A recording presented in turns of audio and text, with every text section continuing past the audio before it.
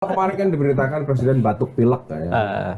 Kemudian sedang beredar kan bahwa ini gara-gara kualitas udara yang di buruk. Jakarta. Makanya harus pindah. Kemudian menjadi justifikasi, presiden batuk sehingga memang Jakarta ini udah nggak sehat dari sisi kanan kiri. Tapi memang hari Minggu yang lalu kan saya baru pulang dari Lombok ya. Itu pas pesawatnya mau landing, Kelihatan beda ya? itu parah banget memang. Jadi kelihatan masuk ke dunia lain gitu loh.